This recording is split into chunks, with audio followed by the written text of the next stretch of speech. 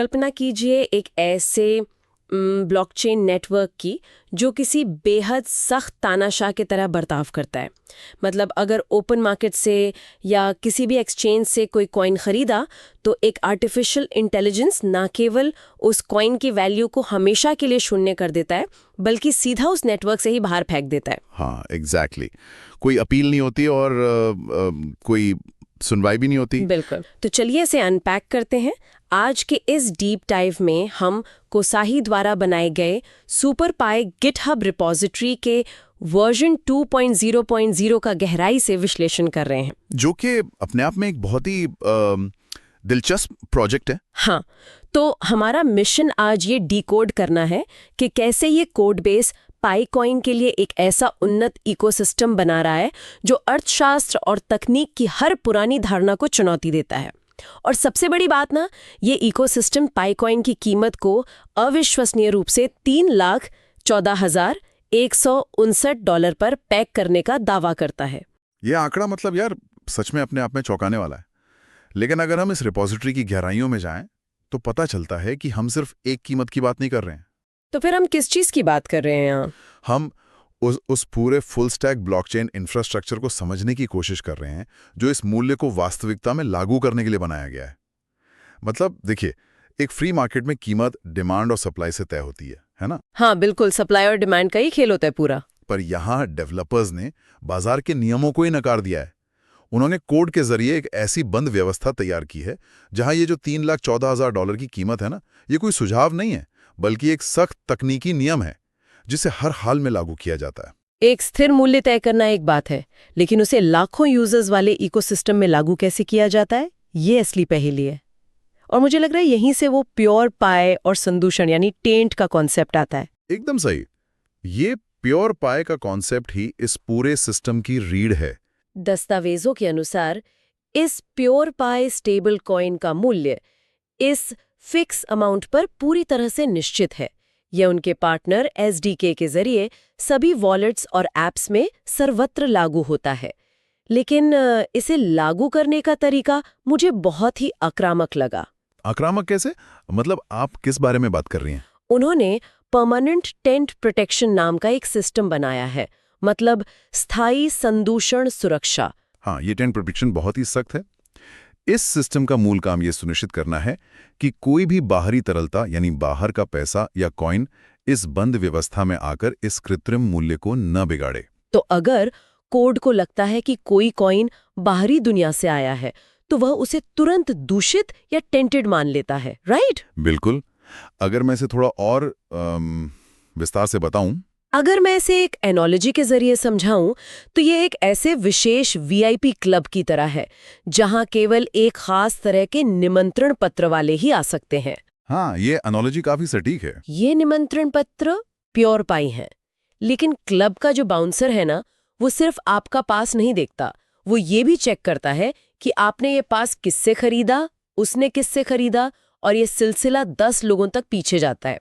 Exactly, इसी को तो वो 10 हॉप ट्रांजैक्शन ट्रेसिंग कहते हैं। हाँ, और अगर उन 10 में से किसी एक ने भी कभी किसी एक्सचेंज के साथ कोई लेन देन किया है तो वो बाउंसर आपको 10 किलोमीटर दूर से ही पहचान लेगा और हमेशा के लिए बैन कर देगा। बिल्कुल। कोड बेस में स्पष्ट लिखा है कि अगर कॉइन किसी एक्सचेंज से आता है तो उसकी कीमत तुरंत गिरकर बाजार मूल्य यानी लगभग $0.001 रह जाती है और उसे इकोसिस्टम द्वारा हमेशा के लिए अस्वीकार कर दिया जाता है। तो ये बाउंसर वाली एनोलॉजी इस सिस्टम के 10 हॉप ट्रेसिंग तंत्र को बहुत अच्छे से समझाती है ना? हाँ, और तकनीकी स्तर पर देखा जाए तो ये कोई साधारण बाउंसर नहीं है बल्कि एक एआई संचालित पहचान प्रणाली है जो 99.9% सटीकता के साथ काम करती है। 99.9%। ओह वाह। हाँ, जब भी कोई ट्रांजैक्शन होता है तो ये सिस्टम एक ग्राफ डेटाबेस का उपयोग करके उस कॉइन के पिछले 10 ट्रांजैक्शन यानी 10 हॉप्स की हिस्ट्री खंगालता है। यह रियल टाइम में 10,000 से अधिक ज्ञात एक्सचेंज पतों की एक ब्लैकलिस्ट को क्रॉस चेक करता है। लेकिन मेरी यहाँ एक बहुत बड़ी उलझन है, मतलब क्या इतनी सख्ती से किसी भी कॉइन को कंट्रोल करना तकनीकी रूप से संभव है? मेरा मतलब है, अगर एआई हर एक लेन देन पर 10 हॉप ट्रेसिंग कर रहा है, 10,000 पतों से डेटा मिला रहा है, तो क्या नेटवर्क पूरी तरह से धीमा नहीं हो जाएगा? ये बहुत ही स्वाभाविक सा सवाल है। हाँ, मतलब इतनी भारी कंप्यूटेशन के साथ ब्लॉकचेन चलेगी कैसे? यही वो चुनौती है जिसने कई पुराने ब्लॉकचेन प्रोजेक्ट्स को फेल किया है।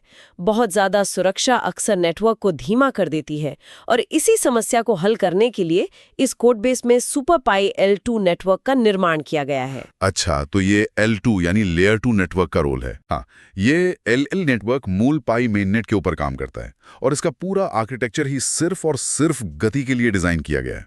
गति की बात करें तो दस्तावेजों के आंकड़े सच में हैरान करते हैं। इसमें लिखा है कि ये पाई मेननेट से 1400 गुना तेज है। 1400 गुना फास्ट होना कोई छोटी बात नहीं है ब्लॉकचेन की दुनिया में। बिल्कुल नहीं। ये 10,000 TPS यानी ट्रांजैक्शंस पर सेकंड की गति देता है और इसका ब्लॉक टाइम केवल 500 मिलीसेकंड है। मतलब आपने बटन दबाया और पलक झपकते ही ट्रांजैक्शन पूरा हो गया। हाँ, 500 मिलीसेकंड का ब्लॉक टाइम लगभग इंस्टेंट यूजर एक्सपीरियंस देता है।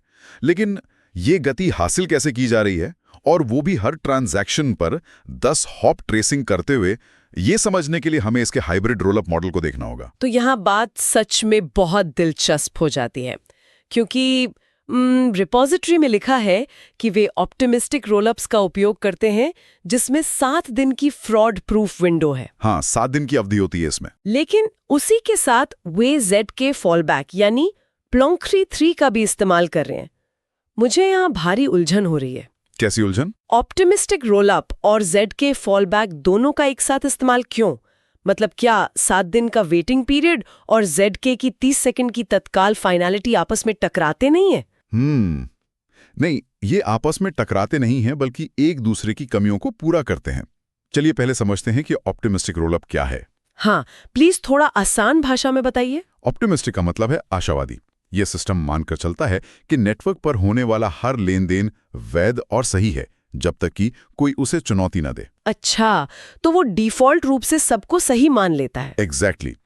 क्योंकि ये हर लेन देन को गणितीय रूप से साबित करने में समय बर्बाद नहीं करता, इसलिए ये 10,000 TPS की गति और 500 मिलीसेकंड का ब्लॉक टाइम दे पाता है। लेकिन सुरक्षा के लिए ये हर लेन देन को 7 दिन तक कच्चा या चुनौती देने योग्य मानता है। तो अगर किसी को लगता है कि कोई धोखाधड़ी हुई है, तो वो इन 7 दिनों के भीतर सबूत पेश कर सकता है। हाँ, बिल्कुल। तो अगर मैं इकोसिस्टम के अंदर रोजमर्रा के छोटे मोटे पेमेंट कर रही हूँ, तो मुझे 500 मिलीसेकंड वाली गति मिलेगी। लेकिन अगर मामला 7 दिन तक पूरी तरह से फाइनल नहीं है, तो फिर ये जीरो नॉलेज प्रूफ्स या ZK प्रूफ्स का रोल क्या है? जीरो नॉलेज प्रूफ्स और विशेष रूप से यहाँ इस्तेमाल किया जाने वाला प्लॉन्की 3 सिस्टम तब काम आता है जब आपको पूर्ण गणितीय सुरक्षा चाहिए होती है, और वो भी बिना 7 दिन का इंतजार किए। थोड़ा और डिटेल में बताएंगे? देखिए, जीरो नॉलेज प्रूफ एक ऐसी क्रिप्टोग्राफिक तकनीक है जिसमें आप ये साबित कर सकते हैं कि कोई जानकारी सही है बिना वो जानकारी उजागर किए। जैसे बिना पासवर्ड बताए ये साबित करना कि आपको पासवर्ड पता है। अरे वाह, ये तो काफी एडवांस्ड है। हाँ, इस सिस्टम में जब कोई बहुत बड़ा लेन देन होता है, या सबसे महत्वपूर्ण बात, जब कोई यूजर अपने फंड को लेयर 2 से वापस मुख्य नेटवर्क यानी L1 पर ले जाना चाहता है या क्रॉस चेन ब्रिज का उपयोग करता है, तब ZK फॉलबैक सक्रिय हो जाता है। अच्छा, मतलब जब पैसा इकोसिस्टम की सीमाओं को पार कर रहा होता है, तब वे ऑप्टिमिस्टिक होकर नहीं बैठ सकते। तब उन्हें एकदम कॉन्क्रीट प्रूफ चाहिए। बिल्कुल सही कहा आपने। ZK फॉलबैक 30 सेकंड के भीतर उस लेनदेन की वैधता का पूर्ण गणितीय प्रमाण जनरेट कर देता है। तो आपको ऑप्टिमिस्टिक रोलअप से रोजमर्रा की गति मिलती है और ZK प्रूफ से सुरक्षा और ब्रिज ऑथेंटिकेशन की गारंटी। ये तो दोनों दुनिया का सर्वश्रेष्ठ संयोजन हुआ फिर। हाँ, ये एक बहुत ही स्मार्ट इंजीनियरिंग है सच में। लेकिन इसी L2 नेटवर्क के विवरण में ना एक MEV शील्ड का भी जिक्र है। दस्तावेजों के मुताबिक ये सैंडविच डिटेक्शन और कमिट रिवील फेयर ऑर्डरिंग के जरिए हमलों को रोकता है। ये MEV शील्ड वास्तव में क्या कर रही है? MED का फुल फॉर्म है मैक्सिमल एक्सट्रैक्टेबल वैल्यू। इसे ऐसे समझिए कि ब्लॉकचेन पे जब आप कोई ट्रांजैक्शन सबमिट करते हैं, तो वो तुरंत ब्लॉक में शामिल नहीं होता। तो वो कहाँ जाता है पहले? वो पहले एक वेटिंग रूम में जाता है जिसे मेमपूल कहते हैं। हैकर्स या बॉट्स इस वेटिंग रूम पर नजर रखते हैं। अच्छा। अगर वो देखते हैं कि आप कोई बड़ा ट्रेड करने वाले हैं जिससे कीमत पर असर पड़ेगा, तो वो ज्यादा गैस फीस देकर अपना ट्रेड आपके ट्रेड से ठीक पहले डाल देते हैं। ओहो, और फिर आपकी ट्रेड के बाद तुरंत अपना एसेट बेचकर मुनाफा कमा लेते हैं। बिल्कुल, इसी को सैंडविच अटैक कहते हैं, क्योंकि आपका ट्रेड उनके दो ट्रेड्स के बीच में सैंडविच हो जाता है। तो एक तरह से ये फ्रंट रनिंग है, जहां कोई आपके ऑर्डर को देखकर आपसे पहले लाइन में घुस जाता है। तो ये जो MEV शील्ड है, ये इसे कैसे रोकती है? ये कमिट रिवील मैकेनिज्म का उपयोग करती है। जब आप अपना लेनदेन भेजते हैं तो वो कमिट चरण में एन्क्रिप्टेड होता है। मतलब बॉट्स वेटिंग रूम में मेरे लेनदेन को देख तो सकते हैं, लेकिन ये नहीं पढ़ सकते कि अंदर क्या है। एग्जैक्टली। जब लेनदेन ब्लॉक में फिक्स हो जाता है तब उसका डेटा रिवील या उजागर होता है। इससे कोई भी बॉट सैंडविच अटैक नहीं कर पाता और 10,000 TPS की गति में भी सामान्य उपयोगकर्ताओं के साथ धोखाधड़ी नहीं होती। ये तो बहुत ही सॉलिड प्रोटेक्शन है। 10,000 TPS, 10 हॉप ट्रेसिंग, प्लॉन्की 3Z के प्रूफ्स और कमिट रिवील MEV शील्ड, मतलब ये सब बहुत ही जटिल है। हाँ, और इस स्तर की क्रिप्टोग्राफी और इतने बड़े नेटवर्क ट्रैफिक को कोई इंसान मैनुअली रूप से प्रबंधित तो बिल्कुल नहीं कर सकता। वही तो, अगर रात के 3 बजे नेटवर्क पे अचानक से ट्रैफिक का हमला हो जाए तो कोई एडमिन उठकर सर्वर रीस्टार्ट थोड़ी कर सकता है। इस विशाल नेटवर्क को सुचारू रूप से चलाने के लिए एक स्वायत्त दिमाग की जरूरत है। और यहीं पर इस प्रोजेक्ट का सबसे महत्वाकांक्षी हिस्सा सामने आता है, इसका AI इंटीग्रेशन। AI integration. इस पूरे नेटवर्क को एक ऑटोनॉमस AI द्वारा चलाया जा रहा है। हाँ, दस्तावेजों में इसे क्रोनोस ऑरेकल एजेंट कहा गया है।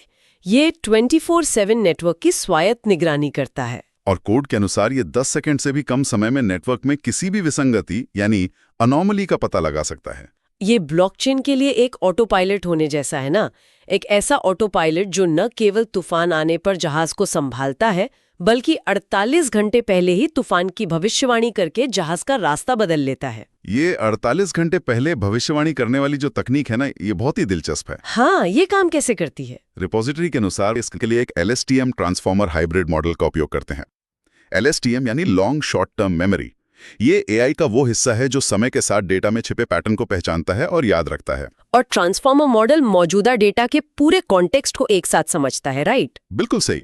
ये दोनों मिलकर नेटवर्क ट्रैफिक और ट्रांजैक्शन वॉल्यूम की 48 घंटे पहले ही सटीक भविष्यवाणी कर लेते हैं। और अगर ये AI देखता है कि कल शाम को भारी ट्रैफिक आने वाला है, तो ये स्व उपचार या सेल्फ हीलिंग भी कर सकता है। हाँ, ये बिना किसी इंसानी मदद के खुद को ऑटो रीस्टार्ट कर सकता है और मांग के आधार पर नए सुपर नोड्स को डिप्लॉय कर सकता है। मतलब ट्रैफिक कम है तो 7 सुपर नोड्स पर चलेगा, और अगर अचानक ट्रैफिक बढ़ा तो ये अपने आप 100 सुपर नोड्स तक स्केल कर सकता है। एग्जैक्टली। इस ऑटोमेशन का अंतिम लक्ष्य 99.999% अपटाइम हासिल करना है। इसका मतलब है कि पूरे साल में ये विशाल सिस्टम केवल 5.26 मिनट से भी कम समय के लिए डाउन रह सकता है। हाँ, लेकिन क्रोनोस ऑरेकल एजेंट सिर्फ ट्रैफिक मैनेज नहीं करता, ये ब्लॉकचेन के दिल यानी उसके कंसेंसस को भी कंट्रोल करता है। उनका न्यूरल कंसेंसस इंजन इस बात का सबसे बड़ा सबूत है।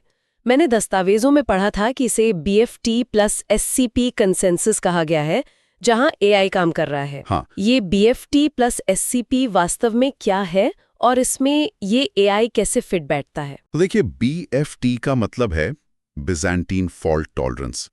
इसे समझने के लिए एक मशहूर थियोरी है, बिज़ेंटीन जनरल्स प्रॉब्लम। हाँ, मैंने इसके बारे में थोड़ा सुना है। कल्पना कीजिए कि कुछ सेनापति अपनी अपनी सेनाओं के साथ एक दुश्मन शहर को अलग अलग दिशाओं से घेर कर खड़े हैं। उन्हें एक साथ हमला करना है, लेकिन वो केवल संदेश वाहकों के जरिए बात कर सकते हैं। समस्या ये है कि उनमें से कुछ सेनापति गद्दार हो सकते हैं जो गलत संदेश भेज सकते हैं। राइट, बिल्कुल। BFT एक ऐसा गणितीय मॉडल है जो ये सुनिश्चित करता है कि कुछ नोड्स या सेनापतियों के गद्दार होने या खराब होने के बावजूद पूरा नेटवर्क सही फैसले पर पहुंचे। और SCP यानी स्टेलर कंसेंसस प्रोटोकॉल इस BFT को और भी सुरक्षित और तेज बनाता है। और इसमें न्यूरल या AI का क्या काम है? सामान्य BFT सिस्टम में नियम स्थिर होते हैं, लेकिन न्यूरल कंसेंसस में AI लगातार नेटवर्क के सभी सत्यापनकर्ताओं यानी वैलिडेटर्स पर नजर रखता है। अच्छा, तो वो उनकी परफॉर्मेंस ट्रैक करता है। हाँ, ये AI हर वैलिडेटर के अपटाइम, नेटवर्क रिस्पॉन्स में लगने वाले समय और उनके द्वारा स्टेक किए गए फंड्स के आधार पर उन्हें एक रेपुटेशन स्कोर देता है। तो मतलब अगर कोई नोड बार बार धीमा रिस्पॉन्स दे रहा है तो AI उसका स्कोर कम कर देगा, और उसे महत्वपूर्ण लेन-देन को सत्यापित करने की जिम्मेदारी नहीं देगा। बिल्कुल, नेटवर्क खुद तय कर रहा है कि कौन सा नोड सबसे ज्यादा भरोसेमंद है। अगर कोई डेवलपर इसे सुन रहा है तो वो शायद सोच रहा होगा कि 15 माइक्रो सर्विसेज को डिप्लॉय करना, AI reputation scoring, LSTM transformer, क्या ये सब सिर्फ एक टोकन के मूल्य को बनाए रखने के लिए थोड़ा ज्यादा नहीं है? लग तो सकता है ऐसा। लेकिन यही इस सिस्टम की खासियत है। ये एक जीती जागती मशीन की तरह है। और ये हमें इस प्रोजेक्ट के सबसे महत्वपूर्ण पहलू की ओर ले जाता है। वो क्या है? ये सारी शानदार तकनीक, ये AI, ये 10 ऑप ट्रेसिंग, ये सब एक वैक्यूम में या हवा में काम नहीं कर सकती। अंततः इस पूरे सिस्टम का मूल्य तभी है जब ये वास्तविक पैसे के प्रवाह को प्रबंधित कर सके। सही बात है। कोई भी बंद अर्थव्यवस्था तब तक नहीं टिक सकती जब तक उसका बाहरी दुनिया के साथ कोई वित्तीय पुल न हो। बिल्कुल। और यहीं पर हम प्रोजेक्ट के पे आउट इंजन और स्मार्ट कॉन्ट्रैक्ट्स पर आते हैं, जो इस बंद सिस्टम को वास्तविक दुनिया से जोड़ता है। इसका पे आउट इंजन बहुत ही व्यवस्थित है, मैंने देखा। हाँ, काफी ऑटोमेटेड है ये प्रोसेस। हर शुक्रवार रात 00 UTC पर स्वचालित रूप से भुगतान होता है। भुगतान के लिए न्यूनतम सीमा $50 रखी गई है, लेकिन जब मैंने इसके वितरण यानी डिस्ट्रीब्यूशन का अनुपात देखा तो मेरा दिमाग ही चकरा गया। वो अनुपात क्या है? भुगतान का 80% हिस्सा USDT के रूप में आर्बिट्रम नेटवर्क पर दिया जाता है और केवल 20% हिस्सा PI के रूप में पाई मेन नेट पर दिया जाता है। अच्छा। रुकिए, मुझे इस पर थोड़ी देर रुकना होगा। अगर ये इकोसिस्टम अपने प्योर पाई की कीमत $3,14,159 होने का इतना सख्त दावा करता है और AI हर उस कॉइन को बैन कर देता है जो बाहर जाता है, तो फिर पे आउट के लिए 80% आर्बिट्रम USDT का उपयोग क्यों किया जा रहा है? ये एक बहुत ही अच्छा सवाल है। क्या ये एक बहुत बड़ा विरोधाभास नहीं है? वे लोगों को बाहरी दुनिया के स्टेबल कॉइन में भुगतान क्यों कर रहे हैं? ये एक बहुत ही शानदार अवलोकन है। सतह पर यह सच में एक बहुत बड़ा विरोधाभास लगता है, लेकिन असल में ये सिस्टम के अस्तित्व के लिए बनाई गई एक गहरी रणनीतिक चाल है। रणनीतिक चाल? वो कैसे? डेवलपर्स जानते हैं कि 3,14,000 का ये कृत्रिम मूल्य बाहरी दुनिया में तब तक स्वीकार नहीं किया जाएगा जब तक कि उसे असली फिएट मुद्रा या USDT जैसी एसेट का समर्थन प्राप्त ना हो। तो वो इसे बैक कर रहे हैं। आहा, इस विरोधाभास को समझने के लिए हमें उनके स्मार्ट कॉन्ट्रैक्ट के आर्किटेक्चर को देखना होगा। सुपर पाई कॉइन वास्तव में ERC-20 मानक का उपयोग करता है और इसमें 110% का न्यूनतम संपार्श्विक अनुपात यानी मिनिमम कोलैटरल रेशियो तय किया गया है। 110% कोलैटरल मतलब जितने मूल्य का पाई इकोसिस्टम में जारी होगा उससे 10% ज्यादा मूल्य की बाहरी संपत्तियां जैसे USDT या WETH उन्हें रिजर्व में रखनी होंगी। एग्जैक्टली। लेकिन अगर उन्हें 110% कोलैटरल बाहरी संपत्तियों में ही रखना है तो फिर पाई कॉइन की इस पूरी व्यवस्था का मतलब ही क्या है? क्या वे सिर्फ असली डॉलर लेकर उसके बदले एक बंद इकोसिस्टम का टोकन नहीं दे रहे हैं? तकनीकी रूप से हाँ, बिल्कुल वही कर रहे हैं। और वे इस कोलैटरल के मूल्य निर्धारण के लिए Chainlink USD price feed Oracle का उपयोग करते हैं, जो बाहरी बाजार से सटीक कीमत लाता है। अच्छा, तो चेनलिंक से रियल वर्ल्ड प्राइसिंग आती है। हाँ, ये 110% संपार्श्विक और 80% USDT का भुगतान एक पुल का काम करता है। 80% USDT में भुगतान करके वे उपयोगकर्ताओं को वो वास्तविक दुनिया का पैसा दे रहे हैं जिसकी उन्हें अपनी जरूरतें पूरी करने के लिए आवश्यकता है। समझ रही हूँ। अगर वे सिर्फ प्योर पाई में भुगतान करते, जैसे आप बाहरी एक्सचेंज पर बेच नहीं सकते क्योंकि AI आपको बैन कर देगा, तो कोई इस नेटवर्क का हिस्सा ही नहीं बनना चाहता। एकदम सही पकड़ा आपने। बाहरी तरलता पर यह निर्भरता ही इस बंद इकोसिस्टम के भ्रम को हकीकत में बदलने का ईंधन है। ये सच में अविश्वसनीय है यार। तो ये जो पैग है, ये सिर्फ एक संख्या नहीं है, बल्कि उस संख्या को सच साबित करने के लिए एक पूरा वित्तीय ढांचा खड़ा किया गया है। चलिए इस पूरी चर्चा को समेटते हैं। कोसासी द्वारा बनाए गए इस सुपर पाई रिपॉजिटरी का पैमाना सच में विशाल है। हमने देखा कि ये कोई साधारण स्मार्ट कॉन्ट्रैक्ट नहीं है, बल्कि ये एक अभेद्य किला है। बिल्कुल। इस किले में सुरक्षा की 7 अलग-अलग परतें हैं। ये सिर्फ वर्तमान की समस्याओं को नहीं सुलझा रहा है, बल्कि भविष्य की चुनौतियों के लिए भी तैयार है। हाँ, डॉकर कंपोज से लेकर 15 माइक्रो सर्विसेज तक। और इसमें लेयर 1 पर क्वांटम प्रतिरोधी क्रिप्टोग्राफी शामिल है, ताकि भविष्य में क्वांटम कंप्यूटर भी इसे हैक ना कर सकें। इसके AI एजेंट नेटवर्क को ऑटो हीलिंग देते हैं और सबसे ऊपर एक मल्टी सिग गवर्नेंस लेयर है। मल्टी सिग गवर्नेंस मतलब नेटवर्क का कोई भी बड़ा नियम या कॉन्फ़िगरेशन बदलने के लिए 3 में से 2 प्रशासकों की डिजिटल मंजूरी अनिवार्य है ना। कोई एक व्यक्ति इसे हाईजैक नहीं कर सकता। बिल्कुल सही। ये दिखाता है कि ये आर्किटेक्चर गति, सुरक्षा और मूल्य स्थिरता के बीच एक बहुत ही नाजुक लेकिन मजबूत संतुलन बनाने का एक अत्यधिक महत्वाकांक्षी प्रयास है। एक ऐसा प्रयास जो खुद को बचाने के लिए कुछ भी कर सकता है। और यहीं पर मैं श्रोताओं के लिए एक आखिरी विचार छोड़कर इस डीप डाइव को समाप्त करना चाहूंगी। श्योर। हमने देखा कि कैसे ये तकनीक एक प्योर इकोसिस्टम बनाती है जो बाहरी दुनिया से खुद को पूरी तरह से काट लेता है। लेकिन ये हमें अर्थशास्त्र के बुनियादी सवालों की ओर ले जाता है। यदि कोई कोड आधारित इकोसिस्टम बिना किसी केंद्रीय बैंक या सरकार के एक एआई शील्ड का उपयोग करके एक सिक्के की कीमत $3,14,159 पर फोर्स करने में सफल हो जाता है, तो क्या हमें पैसे और फ्री मार्केट की अपनी पुरानी परिभाषाओं को पूरी तरह से नष्ट करके फिर से नहीं लिखना पड़ेगा? ये एक बहुत ही गहरा सवाल है। बिल्कुल। क्या किसी एसेट का मूल्य वो है जो खुला बाजार तय करता है, या मूल्य वो है जो एक 10 हॉप एआई बाउंसर आपको मानने पर मजबूर करता है? ये सच में सोचने वाली बात है। तो आज के लिए बस इतना ही। अगली बार तक के लिए कीप